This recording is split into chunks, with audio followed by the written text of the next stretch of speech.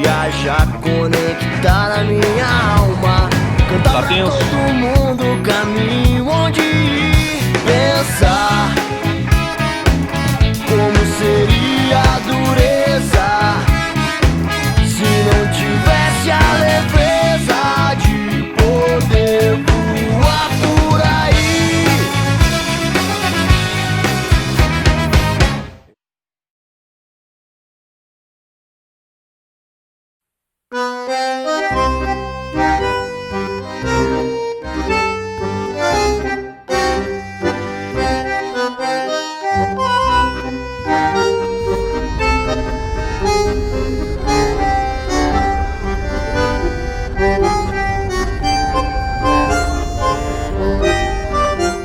A gente comprou os tickets de ferry um dia antes e a gente estava super empolgado para cruzar essa primeira fronteira pelo Rio da Prata, por água. E foi uma experiência muito legal. A gente conseguiu nós mesmos manobrar o carro para dentro, né, estacionar na parte de baixo e depois a gente subiu para a parte de cima dos passageiros, que estava lotada, cheia de gente. Era julho, então coincidiu com a época de férias dos argentinos e dos uruguaios. E a estrutura do ferry é super moderna, tem lanchonete, tem games, tem várias coisas para fazer. E o mais legal é a vista, né, do Rio da Prata. E a gente fez essa viagem no final da tarde. Então, quando a gente chegou em Buenos Aires, estava lindo. O sol se pondo laranja nos prédios.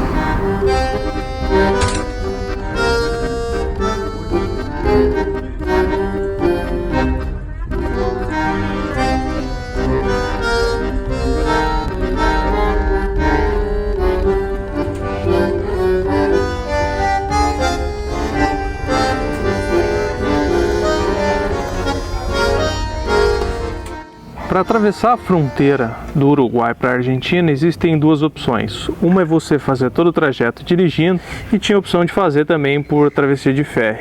Para a gente era uma opção muito mais rápida e muito mais fazia muito mais sentido fazer com o ferry. Então a gente queria conhecer, queria ter essa experiência.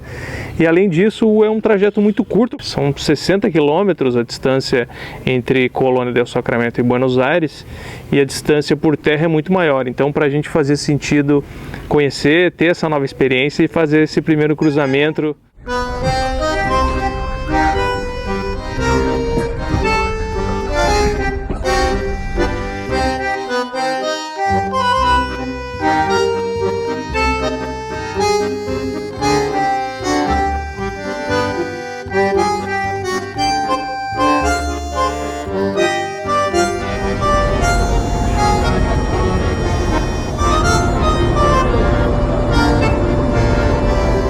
Antes de sair do porto, é feita uma inspeção pela imigração, cheque de documentos, fazem uma vistoria no carro também, colocaram um cão farejador para também fazer uma vistoria no carro, e foi super rápida.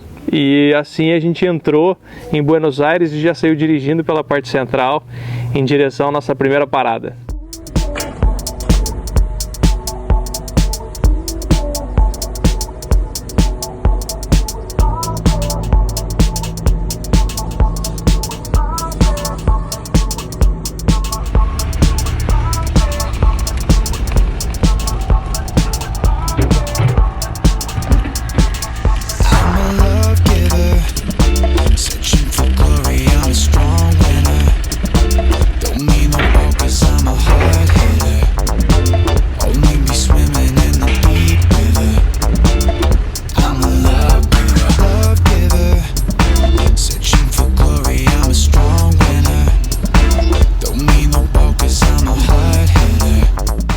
Cidade grande para nós normalmente é muito mais difícil, né? A gente sempre precisa encontrar um lugar seguro para estacionar o carro, porque grandes cidades normalmente oferecem um risco maior.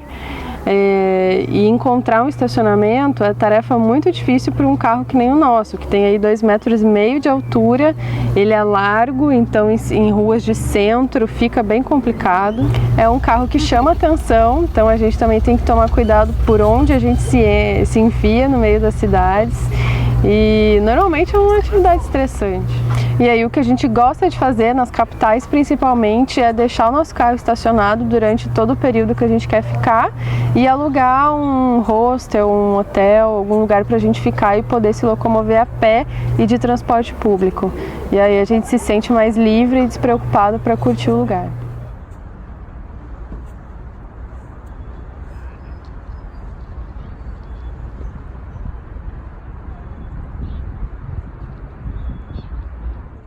Eu me encantei de uma forma com Buenos Aires que eu não esperava.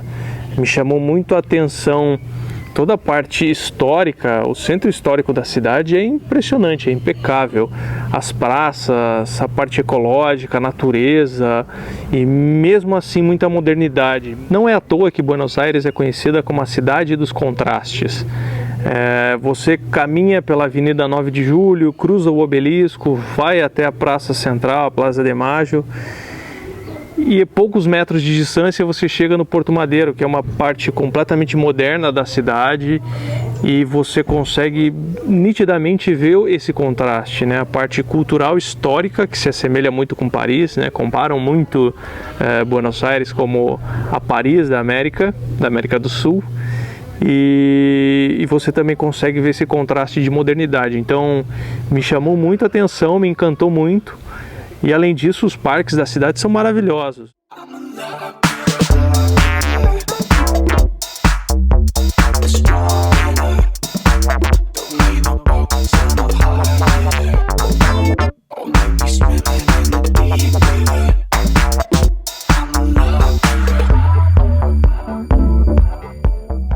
A gente gosta bastante de fazer programas mais culturais nas cidades que a gente passa, e Buenos Aires tem o Teatro Colón, que é um dos mais famosos do mundo e tem uma das melhores acústicas do mundo, né? Então a gente queria muito conhecer. Mas por outro lado, esse tipo de atração costuma ter um preço alto. E quando a gente chegou lá, para nossa surpresa, ia ter no mesmo dia uma apresentação, um ensaio de uma orquestra infantil internacional ali no Teatro Colón. E a gente poderia entrar, conhecer tudo de graça, sem custo nenhum, dá para acreditar? E a peça que a gente queria assistir, a apresentação que a gente queria assistir no dia seguinte já estava com os ingressos esgotados. Então a gente tirou a sorte grande e entramos lá e fizemos uma visita naquele lugar que é incrível. E como se não bastasse a gente conseguir entrar de graça para conhecer aquele lugar incrível, a gente ficou no camarote. No melhor camarote de todos, aquele que é bem de frente pro palco, sabe? Inacreditável, né? Foi muito legal. La profundidad de esta platea es de 35 metros y es la misma. Así de profunda. El ancho aquí en la sala es de 30 metros. En el escenario es de 40. Eu sou uma pessoa que tem uma conexão muito grande com música. Se tem um comercial de margarina passando e tem uma música bacana, com uma cena envolvente, aquilo me faz viajar, que me faz expressar os meus sentimentos. Eu várias vezes já chorei com propaganda de margarina. E imagina só, entrar dentro de um teatro com uma aura tão positiva, numa estrutura tão imponente, com uma história tão grande por trás, e com uma orquestra, aquilo me deixou vidrado.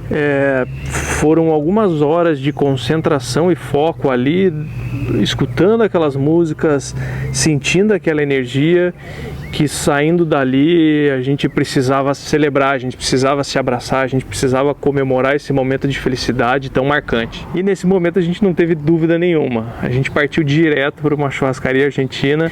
Era um dia de uma energia tão grande que a gente precisava celebrar. E saindo de lá, depois do jantar, a gente super alegre, super feliz, e caminhando pelas ruas de Porto Madeiro, eu olhava para os lados, por aqueles prédios tão imponentes, e eu, de alguma forma, eu me via naquele lugar, porque há menos de 60 dias atrás eu vivia uma vida muito parecida. Eu estava naqueles prédios trabalhando até tarde, e eu via muito dessa vida que eu sempre sonhava a alguns metros da minha frente, e eu não conseguia transformar aquilo em realidade.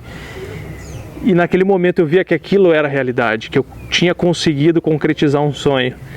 E aí não tive como conter, eu comecei a chorar, foi muito emocionante, a gente se abraçou e foi a primeira sensação de que o sonho estava sendo realizado.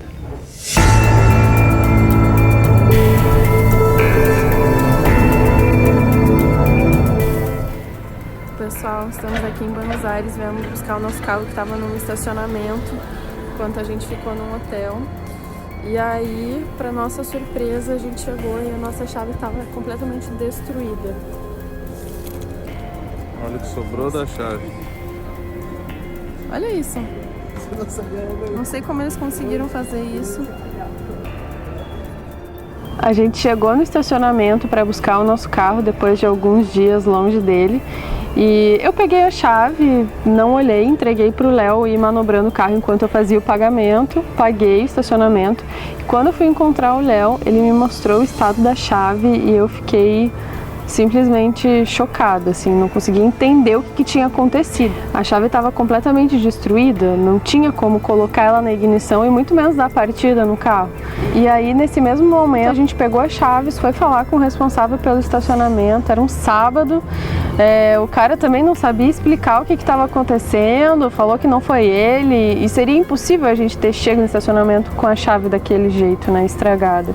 Enfim, foi um momento de estresse, a gente descobriu que tinha um chaveiro ali perto, eu peguei a chave, saí atrás do chaveiro, fiz uma cópia, voltei, eles reembolsaram essa cópia, mas no final a cópia ficou péssima e a gente está usando até hoje a cópia que a gente tinha trazido do Brasil. Situações como essa que a gente tem que manter a calma, ficar tranquilo. Hoje é um sábado e para complicar mais ainda é feriado nacional aqui de 9 de julho. Enfim, conseguimos fazer uma cópia e agora a gente está voltando para lá, para o estacionamento, para pegar o carro e seguir viagem.